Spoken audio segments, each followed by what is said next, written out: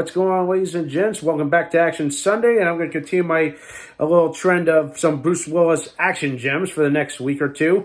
Of course, obviously not next week because it is Mother's Day, so happy Mother's Day to all of them out there. But we'll return the following week for one more Bruce Willis gem. Okay, before I move on with my other stuff. Anyway.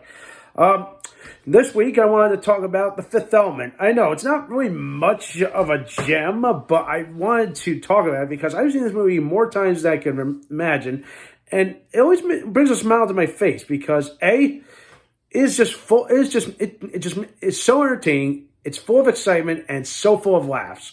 And yeah, now I know what you're thinking. Wait, laughs, excitement in an action movie or a sci-fi movie like this? Well, yeah. Yeah, it does. It comes with that because there was so many times where that had me going, "Oh my God, what the heck were they thinking?" But it's loads of fun. Even looking back at it, 20-something years later, it's still entertaining. It's not the best sci-fi movie in the world, but I would say it's more like the cheesy kind that you would just look at and be like, okay, it's fine, it's entertaining. At least it's better than Battlefield fucking Earth. Let's talk about that movie, the better. But anyway, let's talk about The Fifth Element. For those of you that are never of The Fifth Element, so put this in a nutshell. So there's two stories going on here. You got the story following Bruce Willis's character, Corbin Dallas, who is a New York cab driver. And then there's the other thing of, there's an ancient race discovering something called the Fifth Element. It's essentially kind of like a little bit of an element of like Stargate / Legend of Zelda kind of thing. And kind of goes off on a little bit of a intergalactic travel. They're trying to solve all this cool stuff. But I really don't want to give much away. It's more of like, again, there's some adventure element, there's some suspense, but there's also some pretty funny comedic moments throughout the movie. But yeah, I really liked how they went with this. And here's something interesting, folks, that this movie was originally gonna be a trilogy, but the screenwriter said, you know what? He had 3 scripts. He said, you know how I take the best elements from these 3 scripts and throw them into one movie. So I think that was a smart idea because I really think trying to stretch it out into 3 movies was going to be too much. And I don't think it was a smart idea. But lumping everything into one movie, I think was even better because there's moments that you could lose yourself and just realize, okay, the plot, all right, I'm losing interest here, but what now? But then it goes back on track with some of the more fun and entertaining things, where it's an intergalactic cruise in space. You got this over the top character of Ruby Road, played amazingly by Chris Rock. I'm not gonna lie.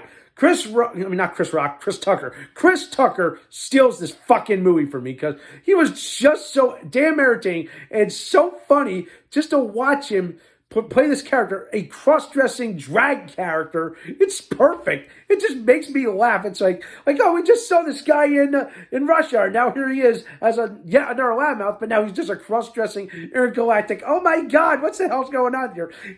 There's just so much crazy shit that goes on in this movie. And of course, another thing that I think really puts over the top is, of course, the villain. Okay, played by Gary Oldman, or as I call him, a cyberpunk version of Adolf Hitler because of his hairstyle and how he's dressed. It's really, really funny, really weird, a little on the nose if you kind of think about it. Seriously. Find a picture of Gary Oldman in this movie, and then you'll see what I'm talking about. But yeah, Gary Oldman, also another guy that kind of steals the entire movie for me because his portrayal is not over the top, but to the point of oh God, it's so funny, it's comical, but he's not an intimidating villain. But of course, he's more of those dumb, it's more like a villain that he knows what he's doing, but then they realize, oh shit, I fucked up. So he's a bit of a dork and a little bit of an idiot for realizing, oh shit, I did this. And then of course, to me, I feel like that's the one downside to this villain.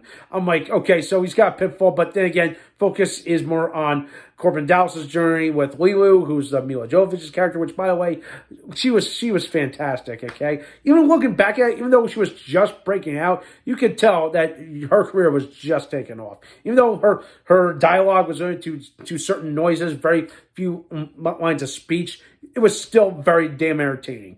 And yeah, when you get these elements of comedic relief, the adventure stuff, and of course all the sci-fi stuff, it's something special for everyone. But at times I feel like you're kind of expecting more.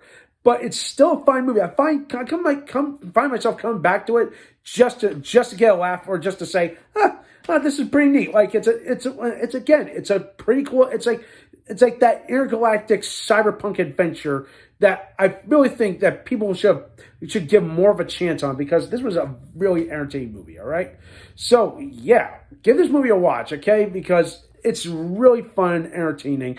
Bruce Willis, I would say he even though the focal point is him, but I feel like everyone else kind of just steals it from him in a way. But at least he plays a good, competent hero. Okay, if that makes sense. All right, and with that in mind, I'm going to give The Fifth Element a 7.5 out of 10. That's as great as I'm gonna tell you, because it's, like I said, it's far perfect from the perfect sci-fi movie. Because again, I wouldn't say it's an action sci-fi thing. It's more like the cyberpunk adventure with comedic moments thrown in there. Like, think of it like if Mass Effect was developed 20 years earlier and had a movie adaptation that was as cheesy fun.